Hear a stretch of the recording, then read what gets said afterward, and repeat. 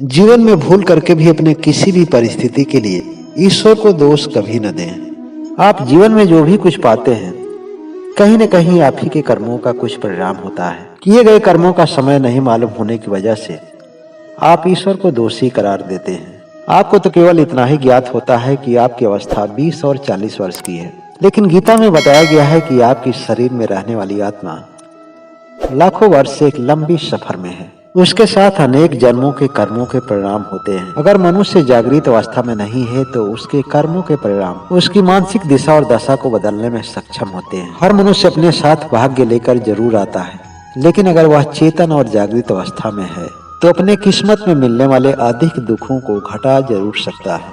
कोई भी इंसान अपने कर्मों के परिणाम से मुक्त नहीं हो सकता है, लेकिन जागृत अवस्था में रहकर उनके स्वरूप को वह बदल जरूर सकता है। गीता में इस बात को कहा भी गया है कि जो भी आपको मिला है वही आपका संसार है, और अच्छा यही होगा कि अपने बुद्धि और विवेक का इस्तेमाल करके उसी संसार में खुश रहने का तरीका खोज लें। दुनिया को बदलना आपके हाथ में नहीं है, लेकिन अपने आप को बदलकर दुनिया को देखने का नजरिया जरूर बदल सकते हैं। जीवन में कोई भूल हो जाने पर भूल हमें एक बार सुधरने का अवसर जरूर देती है, लेकिन यह तब तक संभव नहीं है जब तक हम अपनी भूल को अपने अंतर्मन से स्वीकार न कर लें। भगवान कृष्ण कहते हैं कि जब जीवन में कोई भी समस्या आ जाए तो उस पर मंथन और चिंतन जरूर करना चाहिए।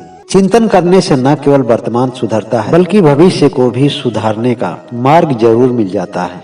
गीता में कहा गया है कि अगर खुलकर जीना चाहते हो और जीवन में सुखी भी रहना चाहते हो तो सबसे पहले अपने सभी विचारों को अपने मन से बाहर करो। जब तक मन विचारों से मुक्त नहीं होगा तब तक जीवन में शांति की स्थापना करना संभव नहीं है।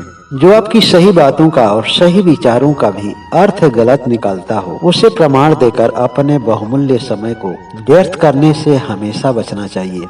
भगवान कृष्ण ने गीता में कहा है कि जो अपने इंद्रियों पर विजय प्राप्त कर लेता है, अपनी इंद्रियों को अपने बस में कर लेता है, वही सबसे बड़ा विजेता होता है। एक बार जब अर्जुन तपस्या कर रहे थे तो उनकी तपस्या को भंग करने के लिए सभी देवताओं ने मिलकर अप्सरा मेनका को अर्जुन के पास भेजा ताकि अप्सरा मेनका अपने रूप के मोह जाल में फंसाकर अर्जुन की तपस्या को भंग कर दे, लेकिन अर्जुन इंद्रियों के मोह जाल में नहीं फंस पाए। अर्जुन ने कहा कि आप तो देवलोक की अप्सरा हैं और मैं धरती पर रहने वाला एक सामान्य प्राणी हूँ। अगर देवता हमारे पिता तुल्य हैं तो अप्सराएं हमारी माता तुल्य हैं। इतना सुनते ही मेनका को वहां रुकने का कोई कारण ही नहीं बना।